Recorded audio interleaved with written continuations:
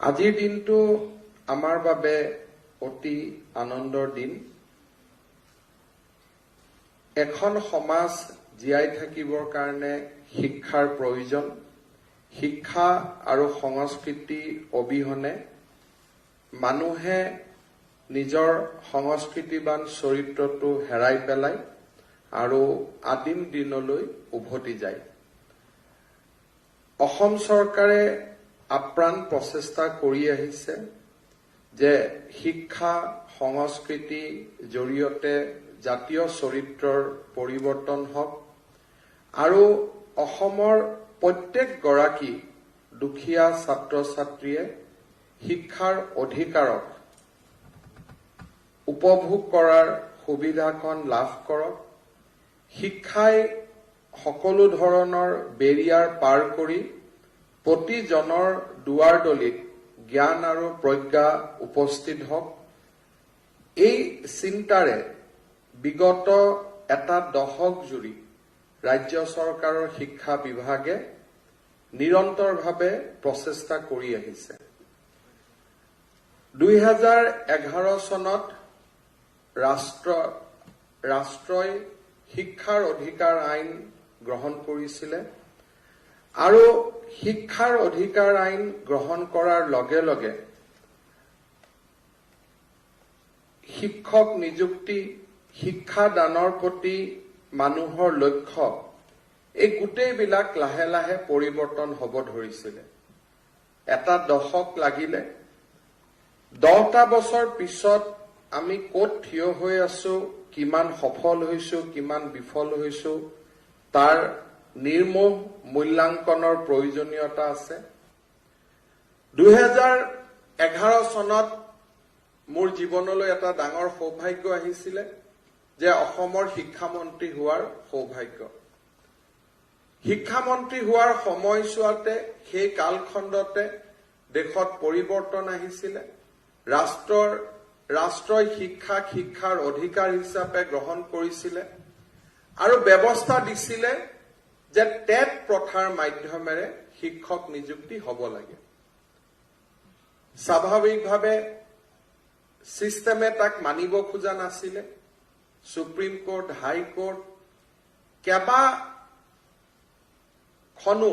আদালতৰ দুৱাৰত থিয় হোৱাৰ পিছত সদৌ-শেষত ভাৰতৰ সুপ্ৰিম কোৰ্টে অসম চৰকাৰক নিৰ্দেশ দিছিল যে টেটৰ ব্যৱস্থা মতে নিযুক্তি হ'ব লাগে।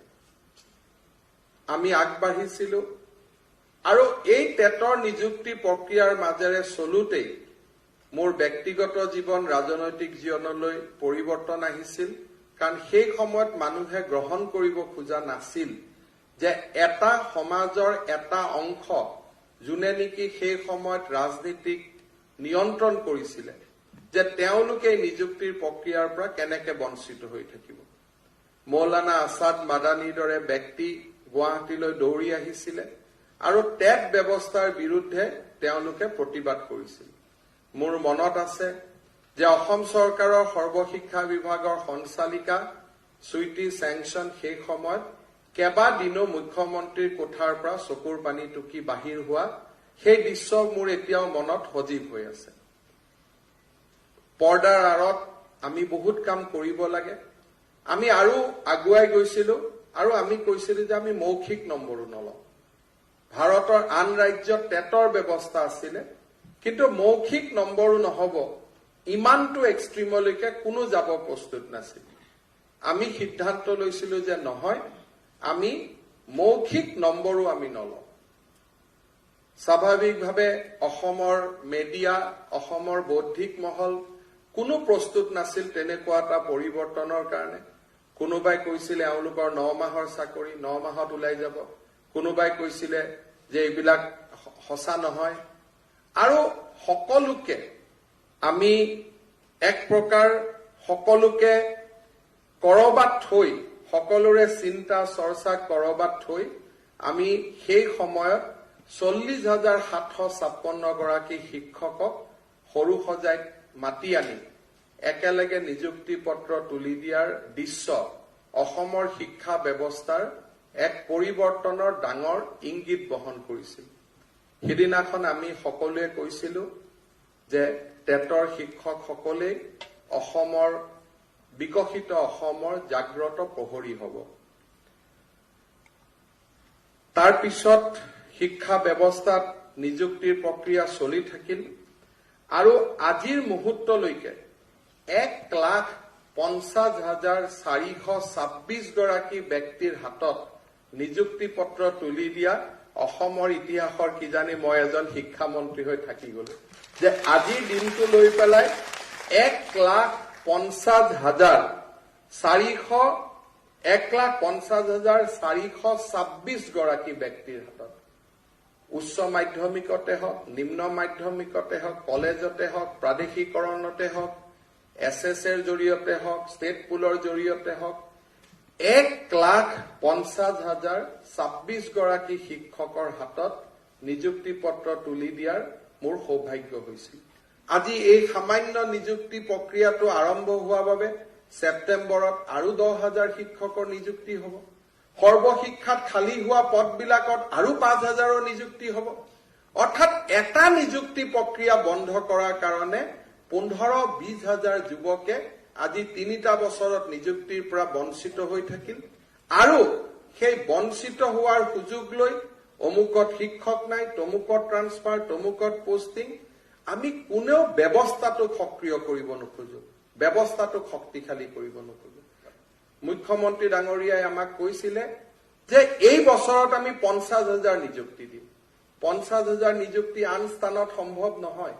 আৰক্ষী আৰু শিক্ষা বিভাগত বাদ দি ডাঙৰ নিযুক্তি আন বিভাগত সম্ভৱ নহয়, কাৰণ ষ্টেটৰ যিটো responsibility as per constitution, state list বুলি যাক কয়, ষ্টেট লিষ্টত থকা 3টা ডাঙৰ ছাবজেক্টে হৈছে হেল্থ, এডুকেশ্যন এণ্ড ল এণ্ড অৰ্ডাৰ।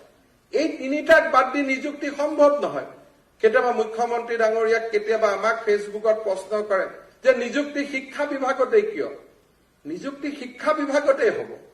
নিযুক্তি আৰক্ষীত কিয়? আৰক্ষী বিভাগতে হ'ব।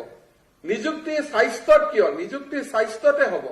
কাৰণ বাকী নিযুক্তি হোৱা বিভাগবিলাক অসম চৰকাৰৰ নিয়ন্ত্ৰণত নাথাকে। মই আমাৰ শিক্ষা বিভাগক এটাই কথা কৈছো যে মুখ্যমন্ত্ৰী ডাঙৰীয়াই কৈছিল যে 55,000 নিযুক্তি হ'ব লাগে। আমি প্ৰচেষ্টা কৰিছো যে আমাৰ দায়িত্বত থকা নিযুক্তিখিনি আমি সম্পূৰ্ণ কৰিব লাগে। ছেপ্টেম্বৰ মাহৰ প্ৰথম সপ্তাহত আমি আকৌ শিক্ষক নিযুক্তিৰ বিজ্ঞাপন দিম। আপোনালোকে চিন্তা কৰক, ইয়াত আপোনালোকৰ মাজতো 2-এজন কেছ কৰা ল'ৰা ছোৱালী আছে, ইয়াত নাই, অনলাইনত ৰখি আছে। কিন্তু আমি কাক বন্ধ কৰি থৈছিলো? আজি যেই মুহূৰ্ততে আমি খুলিম 7-8,000, 10,000 ছেপ্টেম্বৰত আমি নিযুক্তি দিব পাৰিম। আপোনালোকৰ 3,000 আজি সৰ্বশিক্ষাৰ পৰা ওলাই আহিব, সেই 3,000ত আকৌ সৰ্বশিক্ষাত আমি নিযুক্তি দিব পাৰিম। অৰ্থাৎ ব্যৱস্থাটোক যদি আমি চলিব দিওঁ, ইলেকশ্যনৰ আগতেই, যিহেতু ইলেকশ্যন শব্দটো সকলোৱে ব্যৱহাৰ কৰে, মাত্ৰ মাৰ্চ আৰু এপ্ৰিল মাহৰ আগতে আমি আৰু 10ৰ পৰা 20,000 জন ব্যক্তিৰ জীৱনলৈ আমি একোটা সম্ভাৱনাৰ জীৱন এটা আমি নমাই আনিব পাৰিম। কিন্তু সেইটোকে যদি নকৰি আমি অহা বছৰটোলৈকে ওলাই যাওঁ, আজি 38 বছৰ হৈ থকা ল'ৰা ছোৱালীখিনি 39 বছৰত ভৰি দিলে তেওঁলোকে আৰু আবেদন কৰিব নোৱাৰা হ'ব। ইয়াত সকলোৰ কাৰণে আছে, খালি আমি এটা বস্তুৱে চিন্তা কৰিব নোৱাৰো যে অকণমান আনজন যদি আগত গৈছে, আনজনক টানি ৰখাৰ যিটো প্ৰৱণতা, সেই প্ৰৱণতাই গোটেই চিষ্টেমটোকে বিশৃংখল কৰি দিয়ে আৰু বিশৃংখলতা চিষ্টেমৰ পৰা চৰকাৰী নিয়ন্ত্ৰণত, বিশেষকৈ চৰকাৰৰ নথি পত্ৰৰ পৰা ওলাই আহিবৰ কাৰণে হিউমেন এফৰ্ট দি নহয়, তাক ছুপাৰ হিউমেন এফৰ্টৰ প্ৰয়োজনীয়তা হৈ পৰে।